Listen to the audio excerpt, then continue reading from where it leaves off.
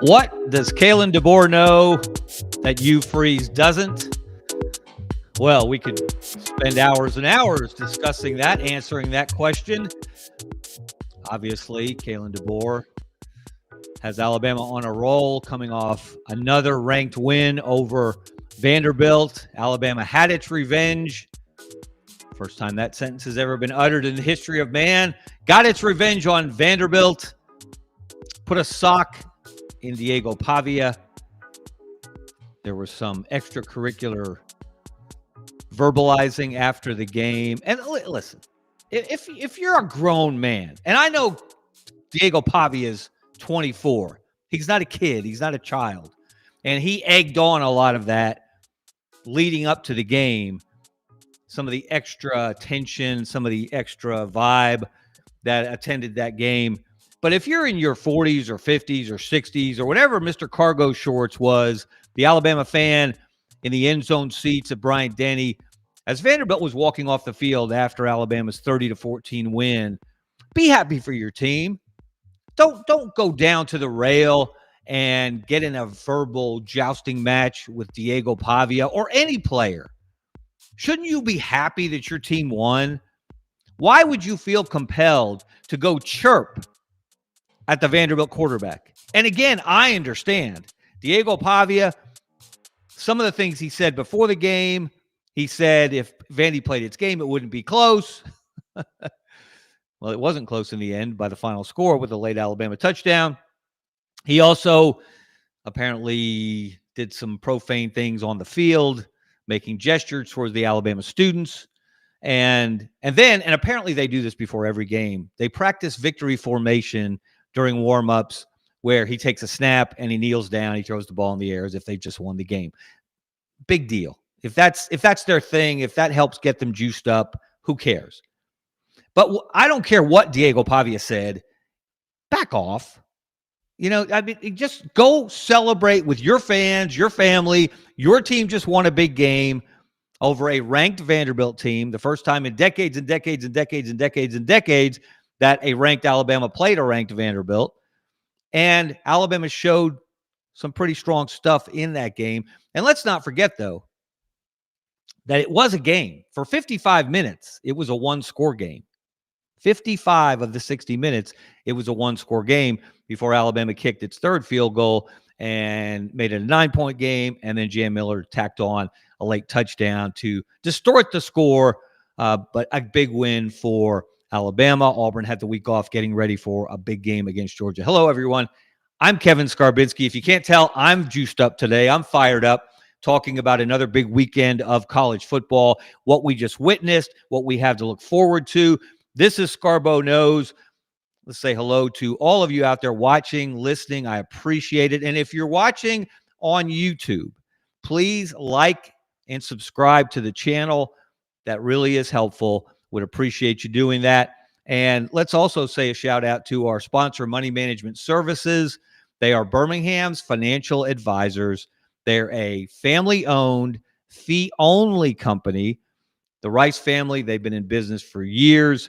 They take great care of you. They're good friends of mine. So check them out. We'll hear more from them later in the show. Okay, let's get into it. We are almost to the halfway point. Most teams have played either 5 or 6 games to this point in the season. So we're getting to the midpoint. And what did we learn, again, from Alabama? The things that Vanderbilt did to them last week, or last year, I should say, they did to Vanderbilt. They controlled time of possession.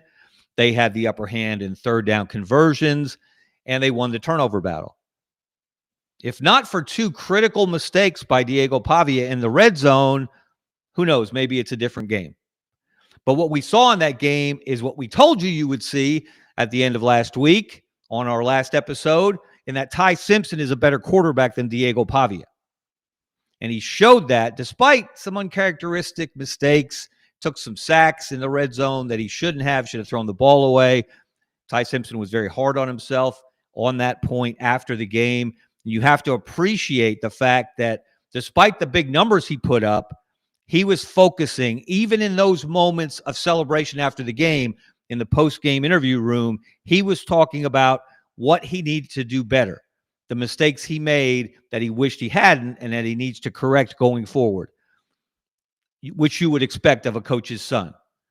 He thinks the game as well as any quarterback in America. He sees the field as well as any quarterback in America.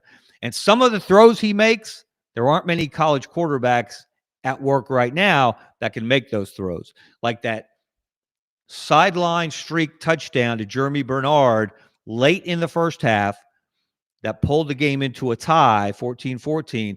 That is a big-time throw by Ty Simpson. So he proved it on the field, what we've believed, what I've believed for some time, that he's the best quarterback in the SEC. Excuse me, one of the best in the country as well. And if you didn't believe it before, you should believe it now. And he certainly outclassed Diego Pavia in a number of ways. But again, Mr. Cargo Shorts, stand down. You're not you're not doing yourself any favors. You're not making your program look good when you feel the need to go get in a shouting match with Diego Pavia. And Johnny Manziel, classy gentleman that he is, of course, made some obscene gestures towards the Alabama fans as well. Now he's a mentor to Diego Pavia. And as we said last week, one good thing that he can do for Diego Pavia is say, don't be like Johnny Manziel off the field, on the sideline. Be a better person than Johnny Football was for a long time. Hopefully he will clean up his act at some point and grow up. All right, enough about that. We're going to look forward now, because now it gets down to it. Now we get even more serious. And this is where Alabama and Auburn, well, this is where their head coaches differ. There are a lot of differences between Kalen DeBoer and Hugh Freeze. For example, developing a quarterback. Look at what Ty Simpson's doing in his first year as a starter in Tuscaloosa. Look at what Jackson Arnold has not done to this point in his first year as a starter at Auburn. A rather stark contrast there between the performance of their quarterbacks. How about calling plays, running an offense, putting together a plan? Hugh Freeze is the boss there at Auburn, and we saw how their offense sputtered at Oklahoma and just totally got caught in a ditch at Texas A&M. Now, those are two very good football teams. Oklahoma has statistically the best defense in America. So no great shame there, but that's your job. You're supposed to be an offensive mind. The word genius almost slipped out. No one's ever really accused Hugh Freeze of being an offensive genius. And if you ever thought that, you should have been disabused of that notion some time ago, certainly after the last two games. So there's no comparison between the offensive brain trust at Alabama with Kalen DeBoer and Ryan Grubb and Nick Sheridan and their counterparts at Auburn, Hugh Freeze, Kent Austin, Derek Nix. It's night and day. It's men against boys, pros versus amateurs, however you want to characterize it. However, there is another characteristic that sets Kalen DeBoer apart, not only from Hugh Freeze in a big way, but from almost every other coach in America. And that's how his teams perform against ranked opponents. Let's look at the numbers, and they are jaw-dropping. Big game Kalen, well, that's exactly what he's been. Think about this. Going back to his time at Fresno State, look at how his teams have fared against ranked opponents. Now, we know rankings can be wonky. We know they can be out of whack, especially early in the season when you don't have much data to go on. But that's very, very strong. 2-1 at Fresno State, 10-1 at Washington in 2 years, 10-1 against ranked opponents with the Huskies. And at Alabama, he improved to 5-1 after beating Georgia 2 weeks ago and then taking down Vanderbilt on Saturday. So you add it all up, and Kalen DeBoer, since 2020 is 17-3 against ranked opponents. And those 17 wins since 2021, only one coach in the Football Bowl subdivision has more wins over ranked teams in that time, and it's Kirby Smart. And oh, by the way, Kirby Smart is 0-2 against Kalen DeBoer, as is Dan Lanning, as is Steve Sarkisian. And we'll get to Sark in a little while, as Texas continues to underperform and underwhelm after that loss in the swamp against a reinvigorated DJ Lagway and the Florida offense. So, elite. And I don't know exactly why this is that DeBoer's teams play their best against the best, which is what you want. Certainly that was a characteristic of Nick Saban's teams at Alabama. Maybe it's his calm demeanor. He doesn't get too high or too low.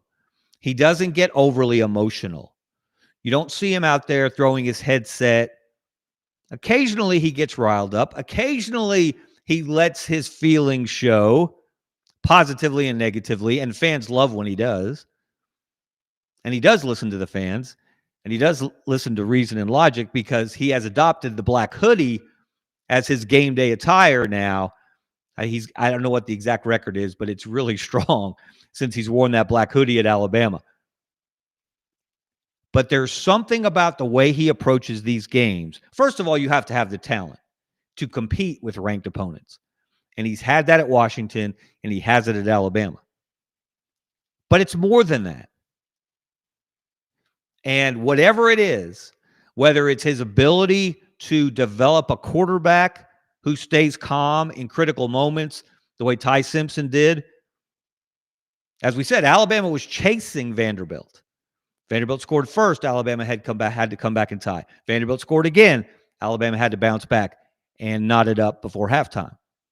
But in each case, they did.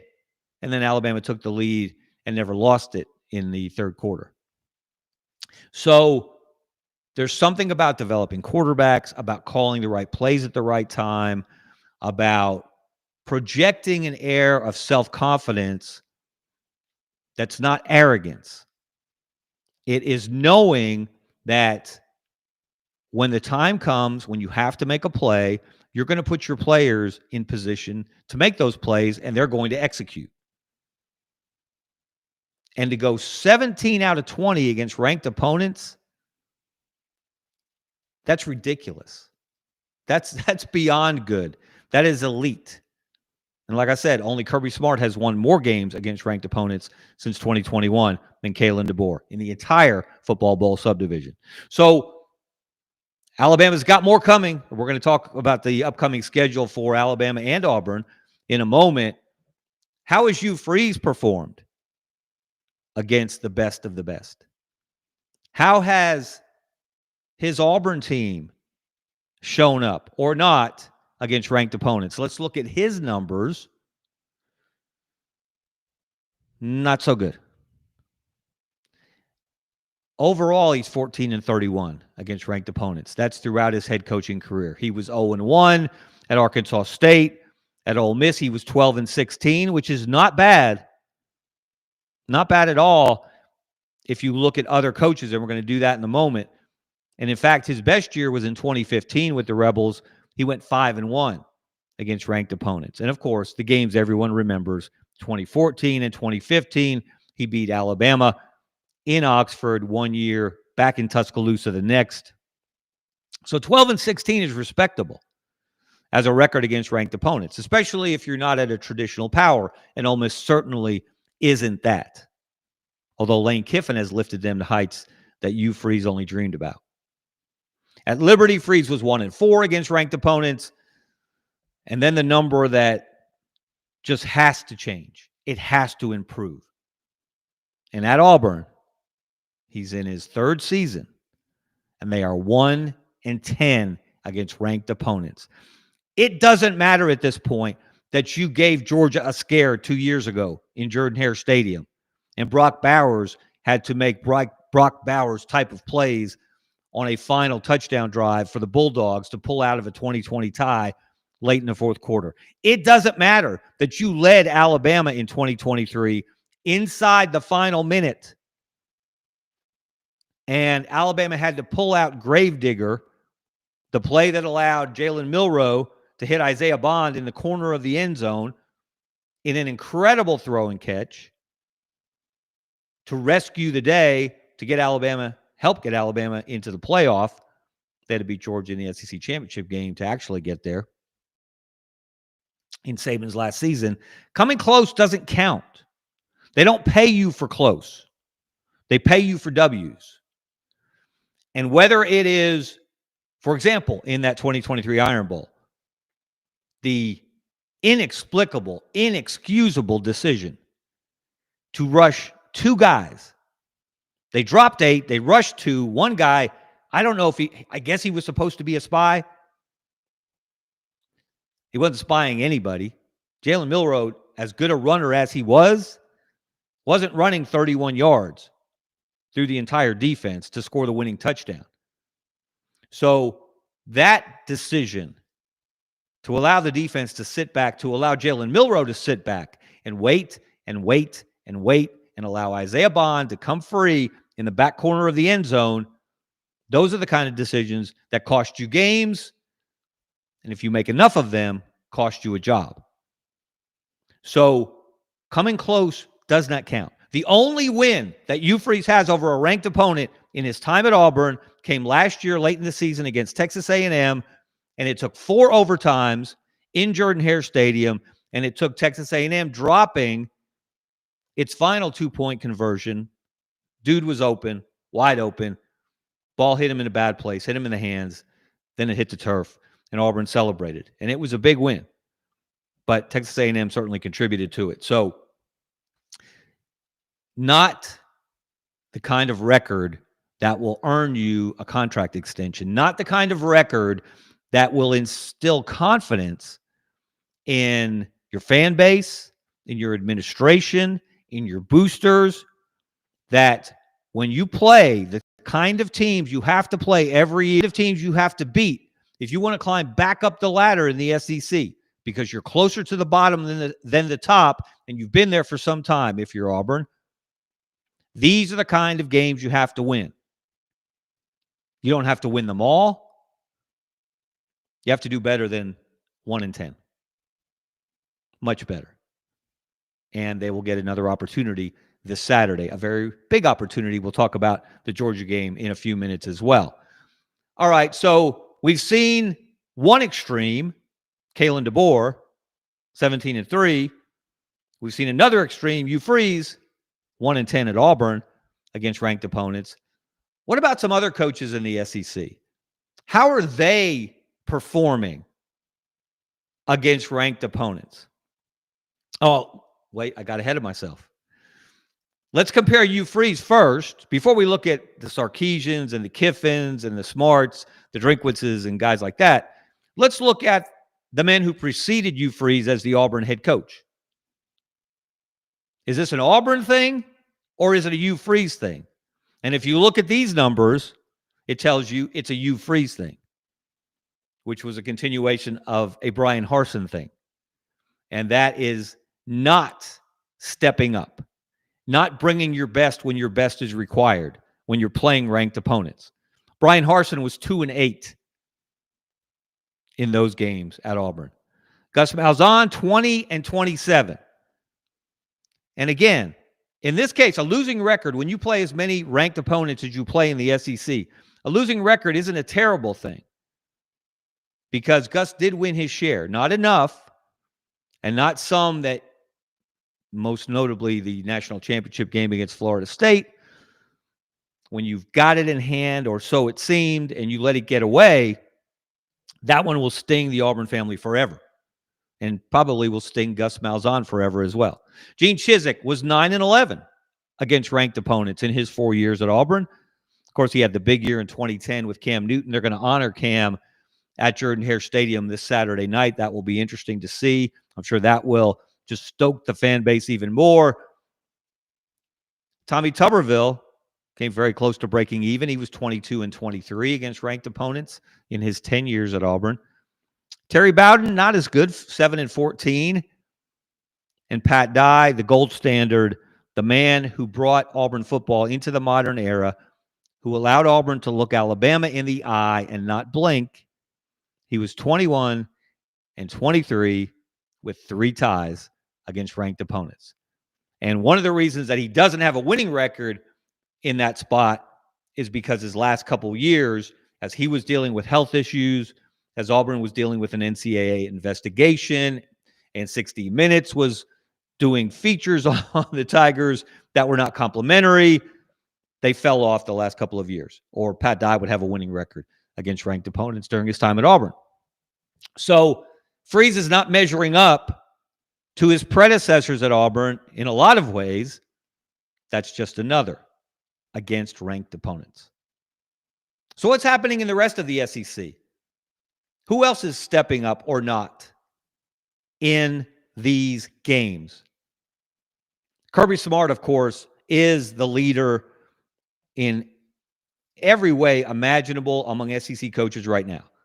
He's 38-17 in his time at Georgia, going back to 2016, his first season against ranked opponents. No surprise there, and he's won 21 of these games since 2021. That's the best in the country. Lane Kiffin is breaking even at Ole Miss. He's 9-9. Steve Sarkisian at Texas, 12-13. Of course, that loss to Florida does not fit in this category because the Gators were not ranked going into that game Saturday in the Swamp.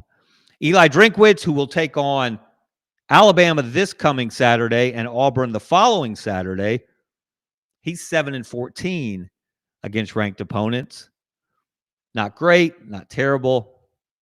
And this one's a little surprising, maybe not. Brian Kelly at LSU, only 5-9 against ranked teams. That is one reason why the folks who love the Tigers aren't overly thrilled with Brian Kelly. And, of course, they added one in the loss column in their last game against Ole Miss. And the backup quarterback, Trinidad Chambliss, who looks nothing like a backup quarterback and everything like one of the better quarterbacks in the SEC. So you don't have to win half of your games against ranked opponents, but you got to win some. And if you want to be a champion, some years, and there are certain special years where you have to step up. And your team has to find its best self against the best opponents. Here's some fun facts. I was doing some research for this in my column, and you can check that out today. And every week, twice a week on AL.com, the Birmingham News, subscribe. A lot of good stuff there. A lot of good writers doing a lot of good work. But I was looking this up. This is pretty amazing. And this shows you the evolution of the SEC and how expansion and the amount of money that's been put into the sport across the league has made the competition greater than ever. Do you know, in Bear Bryant's 25 years as the head coach at Alabama, you know how many times his teams played 3 consecutive ranked opponents? Once. Just once. In 1978, they beat number 10 Nebraska. They beat number 11 Missouri, long before Missouri joined the SEC, and then lost to number 7 USC. And, of course, that 1978 season in Alabama ended with the goal line stand against Penn State and another national championship. So in 25 years, only once did Alabama play 3 consecutive ranked opponents, which they're about to do Saturday because they're going to Missouri to play number 14 Mizzou in that early kickoff. And remember, early kickoffs on the road generally favor the visiting team because the home crowd is not juiced up, hasn't had all day to party and get wound up. Not that that crowd won't be juiced on Saturday. This is one of the biggest home games in Missouri history. But it's a little different at 11 o'clock in the morning. It's usually advantage visitors in those spots. So this will be the 3rd straight game that Alabama plays against a ranked opponent. And it's going to be 4 straight next week because it's the 3rd Saturday in October. And unless something really squirrely happens in the Tennessee-Arkansas game Saturday, Tennessee's going to come in there and they'll be ranked. So that will be 4 straight ranked opponents on the Alabama schedule. How many times do you think Nick Saban in his 17 years as the Crimson Tide head coach, faced 4 consecutive ranked opponents. Only twice. In 2016, they swept those ranked opponents. They ran the table against everyone all the way to the national championship game and came up short as Clemson put together a national championship winning drive at the end. In large part because the Alabama defense was gassed, because the Alabama offense couldn't stay on the field, the Alabama defense couldn't get off the field, and Clemson ran 99 snaps that night. And they won the national championship, the first of 2 for Dabo Swinney. So that was one occasion, that one season in which Nick Saban faced 4 straight ranked opponents while he was at Alabama. The other time it happened was 2022. And in those 4 games, Alabama went 2-2 and came up short of making the SEC championship game and, of course, did not reach the playoff. So it is not normal. It is not common. It is not something that has happened very often in Alabama history that they've played 4 consecutive ranked opponents. They're in the middle of that kind of stretch now. And if LSU is still ranked at the beginning of November, and if Oklahoma is still ranked on November 8th, Alabama will play 6 out of 7 games against ranked opponents. Welcome to the new SEC. And welcome next year to the opportunity, the likelihood that you're going to have more of these stretches where you're going to play ranked opponent after ranked opponent after ranked opponent. The kind of thing you don't have to do in the Big Ten, you don't have to do in the ACC, you don't have to do in the Big 12. And you can talk about poll bias and SEC teams getting the benefit of the doubt. I was glad to see in the latest AP poll that after Texas laid an egg at Florida and after Penn State face planted in the Rose Bowl against an overwhelming crowd of about 15,000, not 100,000, about 15,000 on a blew out, UCLA, which had not even led a single game all season, took down Penn State the week after Penn State did what big game James Franklin usually does, and that's lose to a top 10 opponent. So it was nice to see the AP drop both Texas and Penn State out of the rankings, because here we are a week into October, and neither of those teams, which were 1 and 2 in the preseason AP poll, has beaten a Power 4 opponent. You don't deserve to be ranked if you haven't done that. And by the way, on Twitter on Sunday, I mentioned after the poll came out, I said Auburn would deserve to be ranked more. I didn't say Auburn deserved to be ranked. They didn't. They got exactly 1 point in the AP poll this week. There were 39 teams that got votes. Auburn got 1 point because one voter put them number 25 on his or her ballot. But at least Auburn has beaten Baylor. At least Auburn has beaten a power conference opponent. And Auburn has won a road game. That was also, of course, at Baylor. Not saying Tigers should be ranked. I'm saying they would have deserved it more than Texas or Penn State. None of them were in the top 25, and that's probably fair. So what's coming up for the Tide and the Tigers? What are we looking forward to the rest of the season? What does the road forward look like for both of them?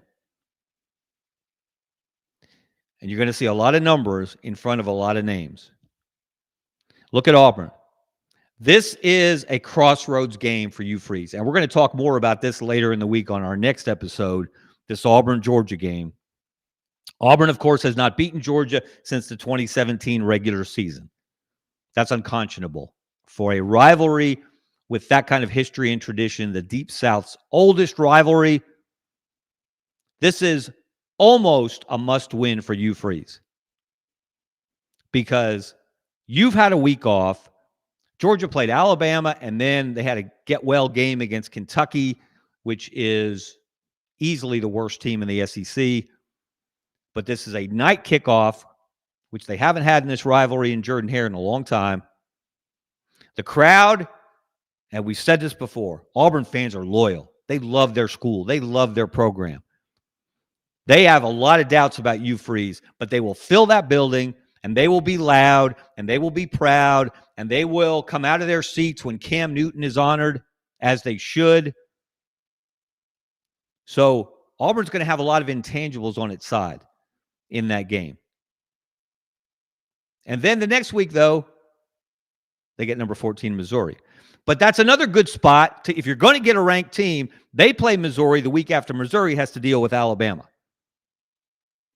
And historically, at least through the Saban era, the effect of playing a team after Alabama has gotten through with them, because Alabama, of course, used to play joyless murder ball. They used to beat you up, not just beat you.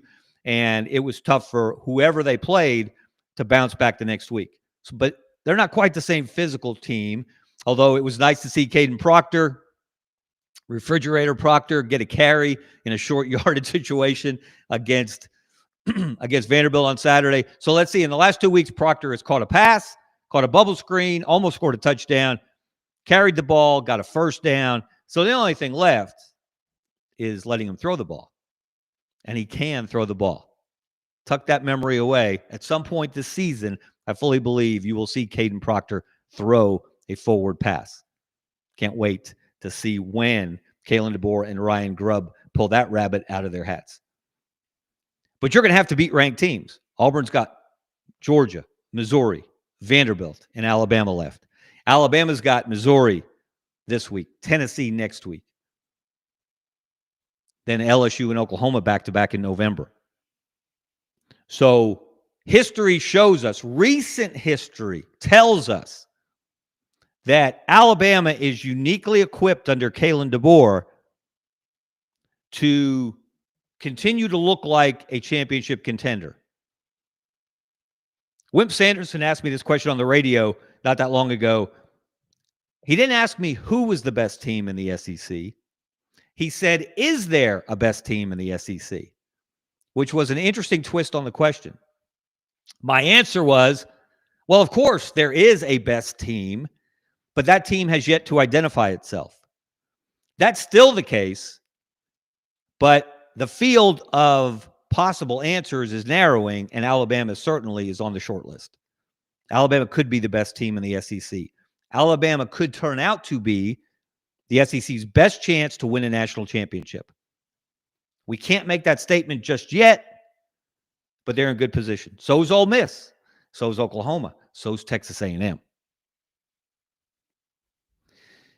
As for Auburn, you're at a crossroads. You're 3-2 overall, but you're 0-2 in the SEC. You've played your two toughest road games already and dropped them both. And you looked worse on offense in the second game at A&M than you did in the first game at Oklahoma.